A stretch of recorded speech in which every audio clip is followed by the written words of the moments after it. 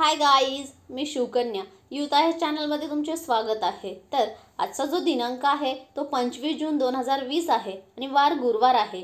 तर आपण आज काय बघतोय, जे की द हिंदूचं आर्टिकल आहे ते आपण मराठीमध्ये त्याचं डिस्कशन करणार आहोत। आणि इथे मी तुमच्यासाठी दोन आर्टिकल घेतलेले आहेत, ते चांगल्या प्रकारे मराठीतून डिस्कस केलेले आहे, तुम्हाला समजावून सांगितलेले आहे। तर चला आपण आर्टिकल सुरू करण्याआधी एक छानसं कोटेशन आहे ते बघूयात। तर जे काही आपलं फेल्युअर येतं त्यामुळे आपल्याला वाईट वाटतं, बट फेल्युअर आल्यावर वाईट न वाटायला पाहिजे।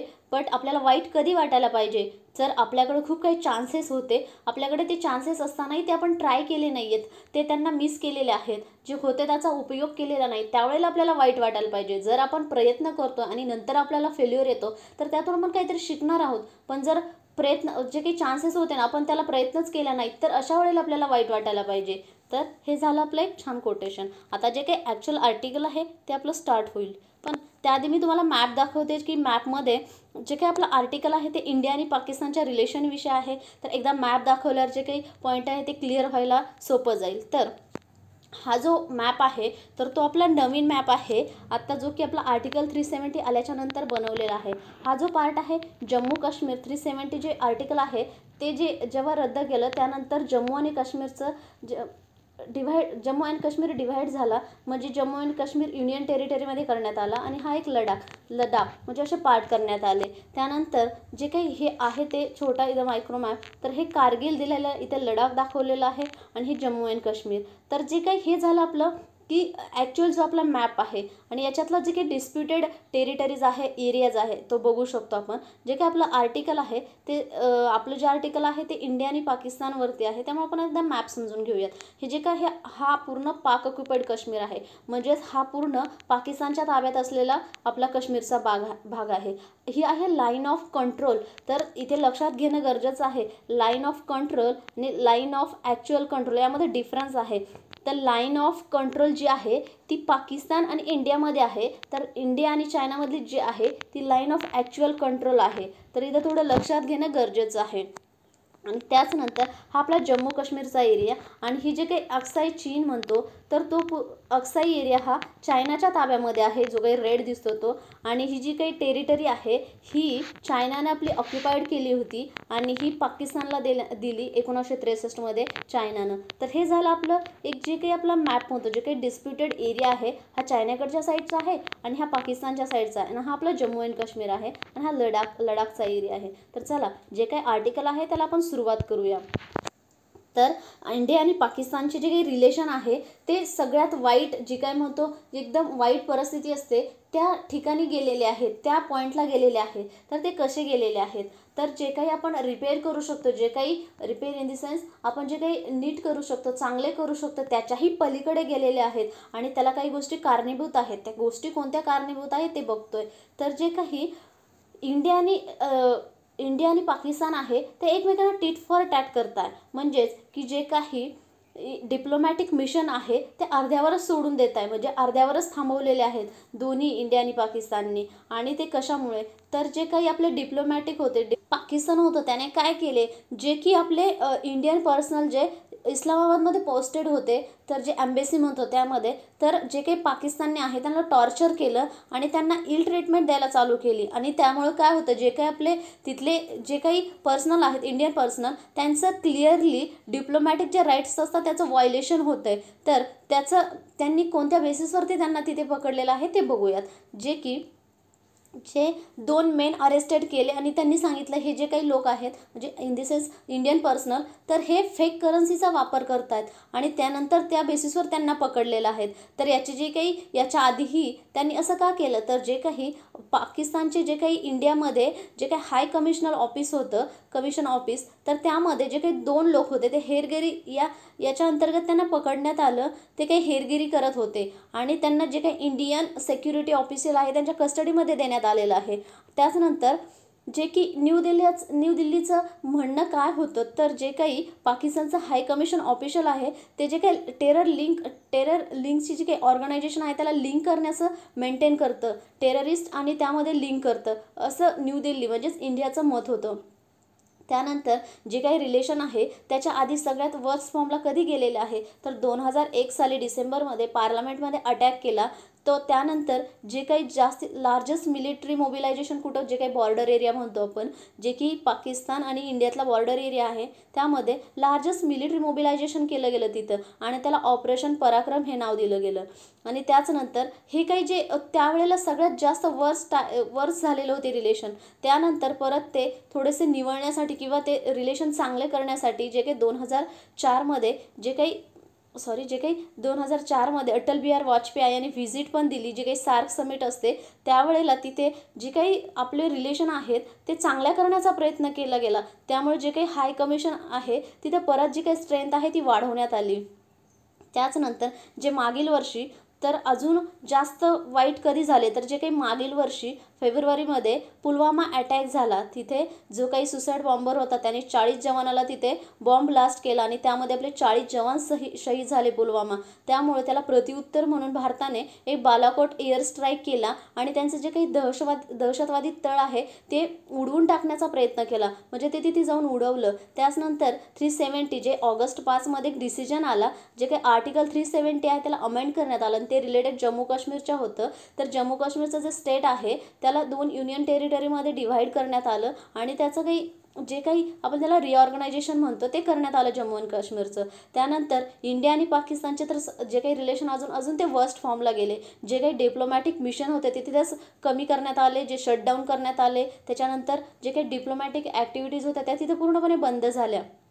त्यानंतर जे काही इंडियाचे प्राईम मिनिस्टर होते त्यांनी 2015 साली तिथे त्यांना लाहोरला व्हिजिट केली. जे काही इलेक्शन झाले 2014चे, जे काही इलेक्शन झाले 2015मध्ये, प्राईम मिनिस्टर यांनी तिथे जाऊन व्हिजिट केली आणि त्यानंतर लगेच जे काही एक्सटर्नल अफेअर मिनिस्टर आहे त्यांनी काही दिवसात तिथे जाऊन व्हिजिट केली, जे काही रिलेशन होते ते चांगले करण्यासाठी. बट पाकिस्तान त्याचे जे काही दहशतवादी कारवाई आहे ते करतच राहतो. फक्त त्यानंतर मग असे काही इन्सिडेंट झाले आणि त्यानंतर सध्या जे काही आपण म्हणतो जे काही खेळ आणि जे काही आपलं सांस्कृतिक जे एक्सचेंज होतं ते खूप मोठ्या प्रमाणात आहे. कारण पाकिस्तान हा आपलाच भाग आहे, त्यामुळे सांस्कृतिक आणि खेळ ह्या गोष्टी खूप जुळत्या मिळत्या आहेत आणि त्या पूर्णपणे एक्सचेंज होणं कमी होत गेल्या. आणि तो विजाही द्यायचा त्यांचा खूप कमी लोकांना आणि रिअर गोष्टींना तो विजा ग्रँट करण्यात आला. आणि जे गुरु नानक आहे त्यांचं जे काही कॉरिडॉर इनॉग्रेटेड केलं त्याच्यासाठीच एक खूप कमी म्हणजे लोकांसाठी तिथे विजा देण्यात आला. त्यानंतर जे काही नॉन कंटेन्शियस इश्यूज, जसे की आता एक कॉपरेशन करण्यासाठी खूप चांगला पॉईंट होता, जे की चांगली वेळ होती. आता जो काही मोठा एवढा कोरोना व्हायरसची महामारी आलेली आहे, त्यासाठी आपण एकत्र येऊन काम करण्याची खूप मोठी संधी होती. जे काही प्राईम मिनिस्टर नरेंद्र मोदी यांनी सार्क ग्रुपिंगची एक मीटिंगही, जी व्हर्च्युअल मीटिंग असते तीही केली. बट जेवढा तिथे सपोर्ट हवा होता, जेवढं तिथं कॉपरेशन होणं गरजेचं होतं तेवढं झालेलं नाही. त्याचबरोबर जे काही लोकस्ट निवेदन झालं, जी काही टोळधाड होती, तर ती पाकिस्तान आणि इंडियाच्या बॉर्डरवर सगळ्यात जास्त मेजर फटका बसलेला होता. त्यामुळे तिथे येऊन ते चांगले तिथे काम करू शकले असते. बट एवढ्या 2 चांगल्या संधी असतानाही काम झालेलं नाही आहे. आणि त्याचबरोबर अजून एक फॅक्टर, जो काही इंडिया आणि चायनाचे सध्या डिस्प्यूट चालू, डिप्लोमॅटिक जे मिशन आहे ते त्यांनी स्टॉप केलेलं आहे. जे की दोन्ही कंट्रीज आहे त्यामध्ये डिप्लोमॅटिक मिशन हे कमी झालेले आहेत किंवा स्टॉप केलेले आहे. यामुळे सर्वात जास्त वाईट हा दोन्ही देशांचे रिलेशन अजून सुधारण्यामध्ये जाणार आहे.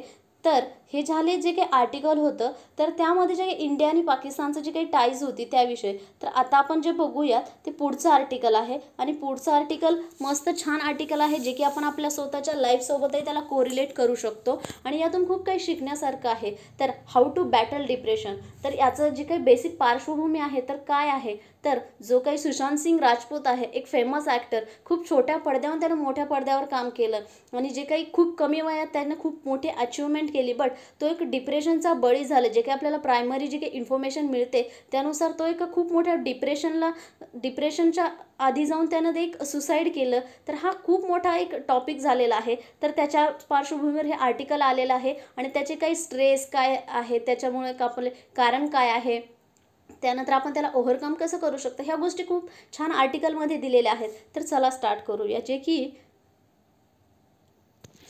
जर आपल्याला जे की आपलं आयुष्य आहे, त्यात जे काही लाईफ जीवन आहे त्याचा जर अर्थ समजून घ्यायचा असेल, तर आपल्याला काय करणं गरजेचं आहे? जे की आपण काम करतो त्या कामावरती आपलं प्रेम असणं, त्याचबरोबर समाजाप्रती आपण प्रेम असणं आणि आपण जे काही सामाजिकली आहे तर पूर्ण कनेक्ट होणं, त्यामुळे आपल्याला एक जो काही आपली लाईफ आहे, जिंदगी आहे, आपण ज्याला जीवन म्हणतो, त्याचा अर्थ समजायला आपल्याला सोपं जाईल आणि आपण या डिप्रेशनपासून थोडं दूर राहायला शिकू. तर जो काही आपला ॲक्टर होता तर तो खूप चांगला, म्हणजेच तो एक ब्राईट स्टार होता आणि तो अशा डिप्रेशन घेऊन जर तो सुसाईड करत असेल तर खूप मोठी गोष्ट आहे ही. आणि तो जो होता त्याची जी काही प्रोडक्टिव्ह त्याने जी लाईफ होती ती इतकी चांगली लाईफ केली आणि त्यानंतर तो गेला. तर तो एक होता, त्याला national Olympiad winner in physics मिळालेलं होतं. त्याचबरोबर तो एक एकदम टॅलेंटेड विद्यार्थीही होता, तो जो की मेकॅनिकल इंजिनियर, त्यानं त्याचं करिअर लेफ्ट केलं, सोडून दिलं आणि त्याला जिथे आवड होती, त्याला जे ॲक्टर व्हायचं होतं त्याने तिथे त्यानं त्याचं पदार्पण केलं आणि ज्यांनी त्यानंतर त्याला सक्सेसही मिळालं. बट त्यांनी जी एक्स्ट्रीम स्टेप आहे ती घेतली आणि सुसाईड केलं.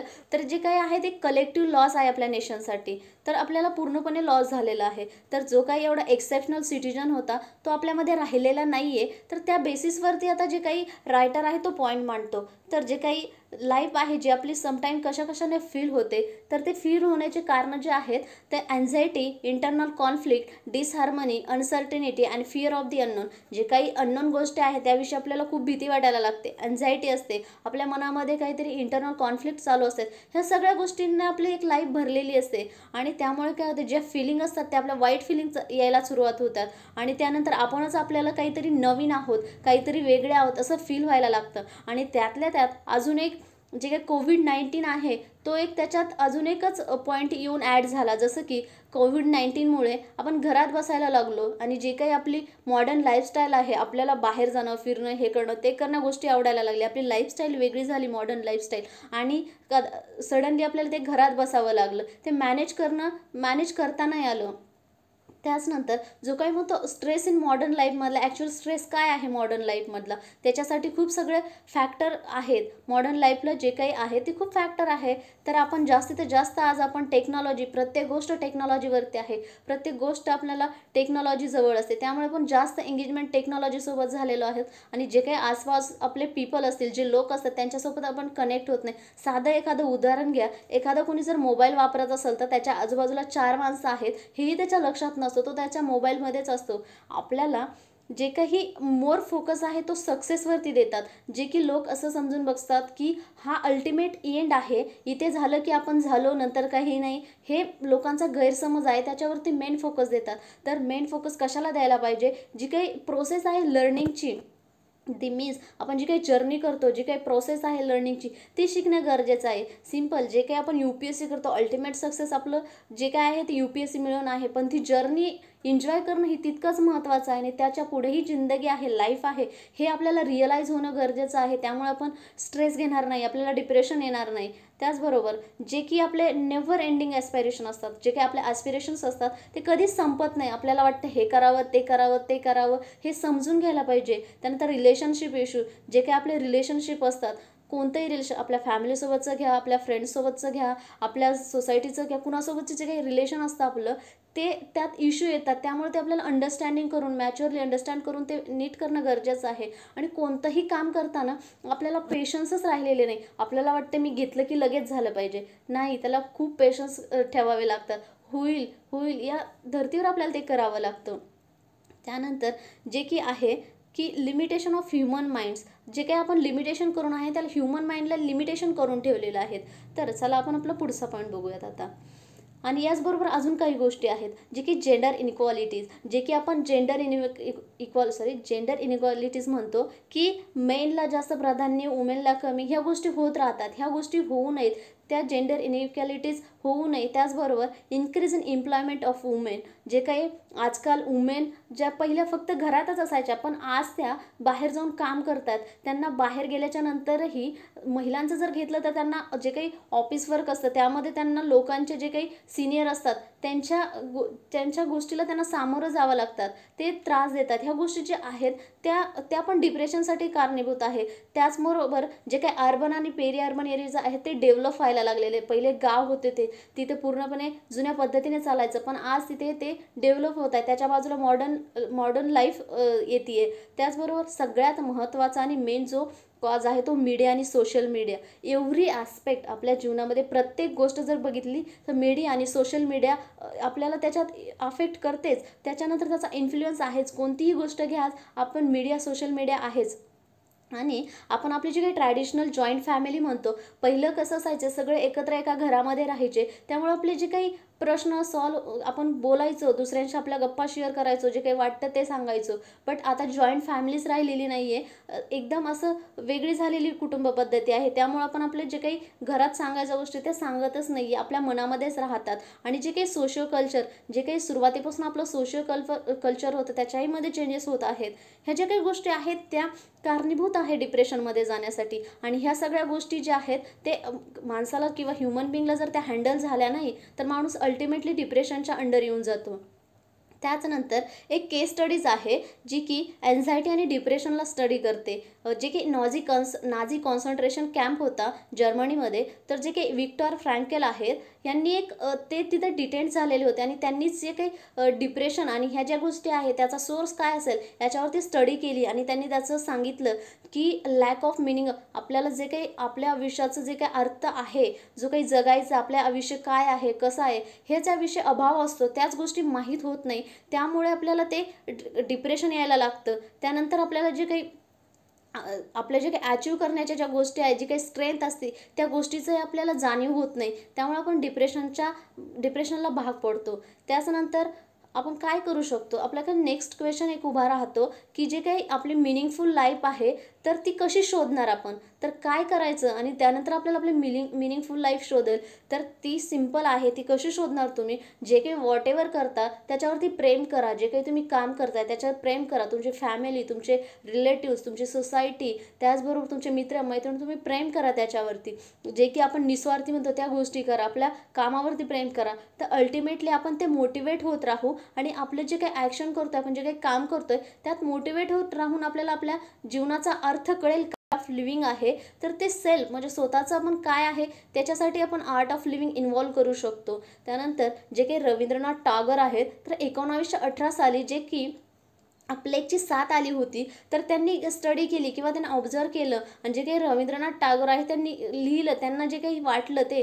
आणि जे काही सोशली कनेक्टेड असतो तर हा अँटिडोट आहे मेंटल, आपल्याला जे काही आपण डिप्रेशन म्हणतो, जे काही मेंटल ताण असतो याच्यासाठी आपण सोशली कनेक्टेड असणं, जे काही पॉझिटिव्ह लोक आहेत आपल्या सराउंडिंगमध्ये ते एक अँटिट्यूड आहे असं त्यांनी त्यावेळेला सांगितलं. आणि त्याचनंतर एक प्लेगची साथ आलेली होती, त्यामुळे खूप विद्यार्थी जे काही पॅनिक झालेले होते तर त्यांनी एक आश्रममध्ये एक इव्हेंट घ्यायला चालू केले. त्यांनी इव्हेंट ऑर्गनाईज करायचे आणि त्यांनी फिजिकल डिस्टन्स न मानता त्यांनी कनेक्शन एक्झिस्टेड केलं आणि त्यांनी जे काही त्यांचे विचार आहे ते त्यांना सांगायला लागितलं. आणि त्यातलंच काय आहे तर जी काही आपली आपण फिजिकल इम्युनिटी म्हणतो ती आपण आपले जे काही उपाय आहे ते करून वाढवू शकतो, पण मेंटल इम्युनिटी वाढणं गरजेचं आहे. आणि त्याच्यासाठी काय आहे, जी काही आपली सायकॉलॉजिकल सफरिंग असते तर आपल्याला ते सायकॉलॉजिकल सफरिंग जी आहे तर ती आपल्याला काढून टाकायची, आपली मेंटल इम्युनिटी वाढवायची. तर ती कशी, तर टुगेदरनेसने,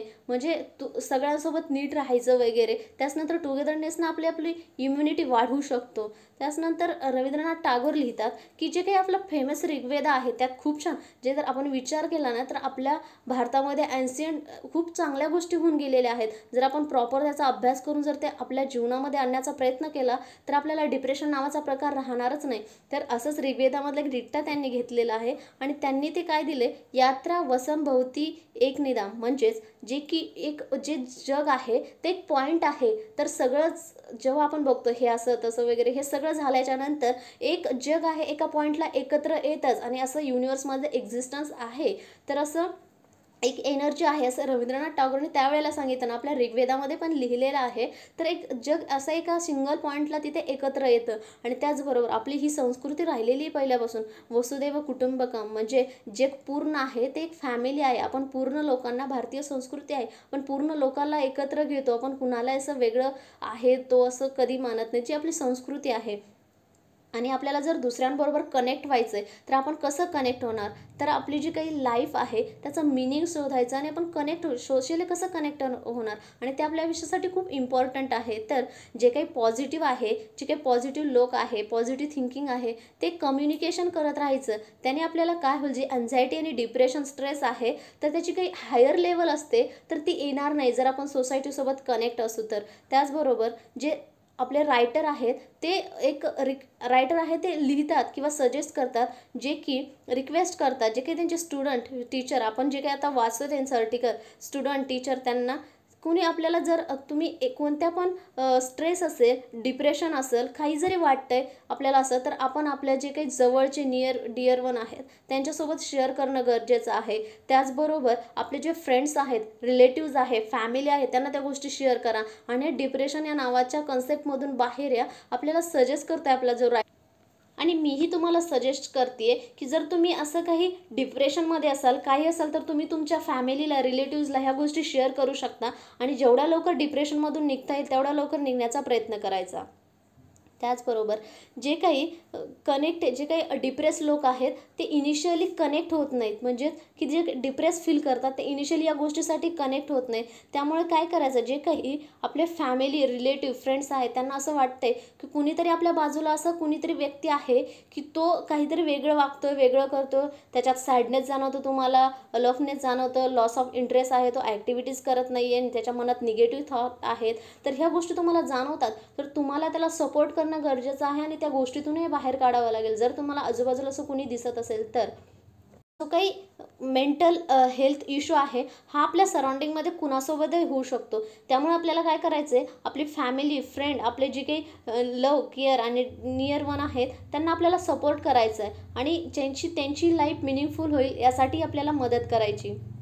त्यानंतर जे काही आपण म्हणतो आपलं जी इंडिया आहे ती खूप व्हायब्रंट डेमोक्रेसी आहे. त्याचबरोबर आपले जे सिटिझन आहेत त्यांच्यामध्ये काहीतरी प्रत्येकामध्ये युनिक टॅलेंट आहे, ते आपल्याला ओळखावं लागेल. जे की आपल्या बाजूला जे काही आपले सोसायटीतले मेंबर्स आहेत, जे चिल्ड्रन्स आहेत, आणि त्याचबरोबर जे त्यांच्यातलं युनिक आपल्याला टॅलेंट ओळखायचं आहे आणि त्यांच्यासाठी काम करायचं आहे आणि त्यांच्यातली जे काही निगेटिव्ह आहे थॉट ते बाजूला काढायचं आणि त्यांना आपल्याला समजावून सांगायचं आहे जे निगेटिव्ह थॉट आपल्याला जाणवतात ते. ठीक आहे. त्याचबरोबर याचा फायदा असा की तुम्ही इंडिव्हिज्युअली स्वतःही हे काम कराल आणि सोसायटीलाही त्याचा फायदा होतोय. त्यामुळे अल्टिमेटली तुम्हालाही त्याचा फायदा होणार आहे आणि स्पिरिट ऑफ हार्मोनी जे काही आपण इंडिव्हिज्युअल म्हणतो, स्वतःही आणि सोसायटीही, त्याच्यामध्ये हार्मोनी क्रिएट करण्याचं एक स्पिरिट निर्माण करणं गरजेचं आहे. त्याचबरोबर याने काय होणार आहे, तर आपला जो काही स्ट्रेस आहे, एन्झायटी आहे, डिप्रेशन आहे, ह्या गोष्टी आपण आपल्या म्हणजे कमी होतील, ज्या आहेत त्या कमी होतील आणि ज्यांना डिप्रेशन वगैरे येणार नाही ह्या गोष्टी. त्यामुळे आपल्याला सोसायटीसोबत कनेक्ट राहणं,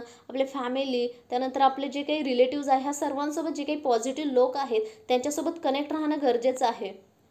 त्याचनंतर हे जे काही आर्टिकल आहे मी तुम्हाला चांगलं समजावून सांगण्याचा प्रयत्न केलेला आहे. हे जे काही आहे ते आपल्या लाईफसोबतही खूप मोठ्या प्रमाणात कोरिलेट करतं आहे.